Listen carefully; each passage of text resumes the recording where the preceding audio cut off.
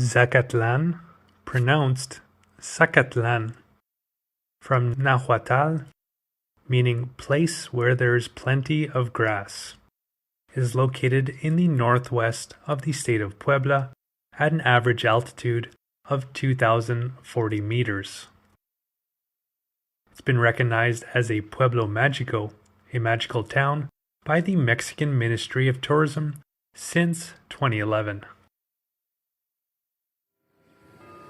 The first established population was Zacatlan, founded near the city of Zacatlan by the Zacateca tribe, which arrived in the territory fleeing from the Teo-Chichimec tribe.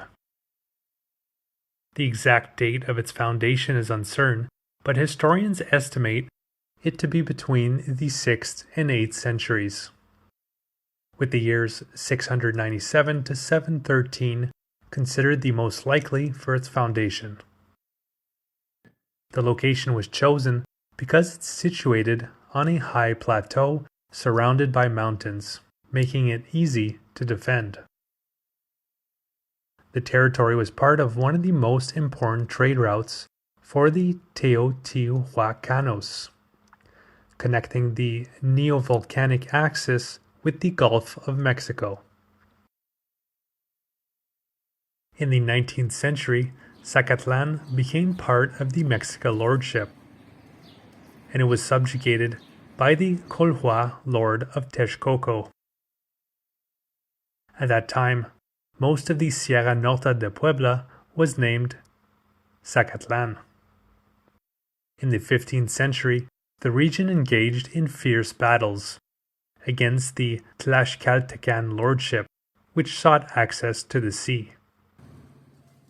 At the beginning of the 16th century, the population of Zacatlan consisted of Nahuatl speakers, with significant minorities of Totonac and Otomi people.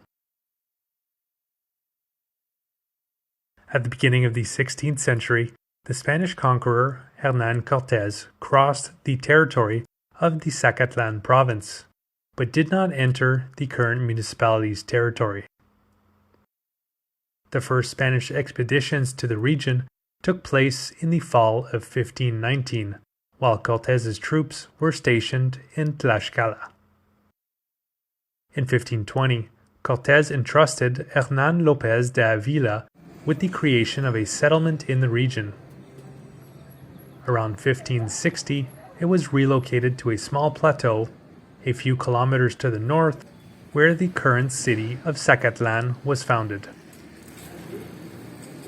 The construction of a Franciscan convent and cloister began there, making it one of the first convents built in the Americas. Spanish control over the region was initially weak, which led to an indigenous uprising in Zacatlan in 1525, spreading to other nearby areas. On August 30th, 1811, during the Mexican War of Independence, the insurgent Francisco Osorno managed to capture the city of Zacatlan without any resistance and turned it into the center of his operations. For this achievement, he was appointed as the lieutenant general by the junta of Zitácuaro. On April 23, 1812, he launched an assault on the city of Pachuca, where he managed to capture 250 silver bars, which would later be used to mint coins to support his army. During the United States intervention in Mexico, the city of Puebla, at the time the state capital and the current state capital, was captured by the U.S. Army, forcing the state government to relocate to Zacatlan. During the Mexican Revolution, General Rodolfo Herrero, a native of Zacatlan, assassinated President Venustiano Carranza on May 21st of 1920 in Tlaxcalantongo. Lieutenant Colonel Herminio Marquez, also a native of Zacatlan, delivered the fatal shot. On August 11, 1941, the first great apple fair of Zacatlan was inaugurated, and August 14th was declared Apple Day.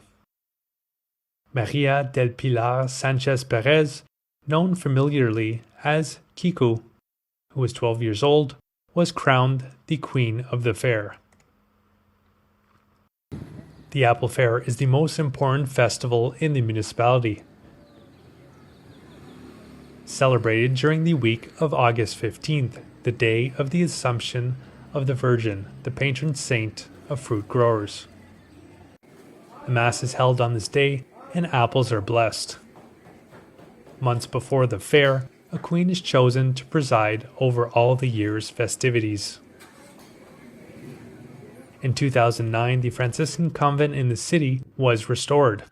During its restoration, murals dating back to the 16th century were discovered on the walls, which had been covered by later decorations. Its initial construction had begun in 1522, but was finally completed in 1567. The complex consists of a Catholic basilica-style church, one of the first of its kind built in the Americas, along with adjacent cloisters.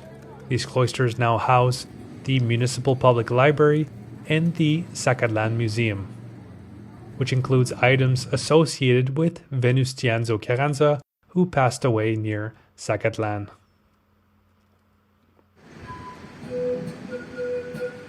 Zacatlan has the highest number of mining concessions in the state of Puebla, with 21 total projects, of which 19 are for feldspar extraction, one for gold and one for silver. Unlike neighboring municipalities with similar mining concessions, there have been no widespread protests against these projects in Zacatlan. However, there have been many complaints about irregular or poorly planned mining projects that threaten to contaminate aquifers from which various communities obtain their water. So I hope you enjoyed that video. I have many more videos of this part of Mexico in the playlist that is linked in the description below this video.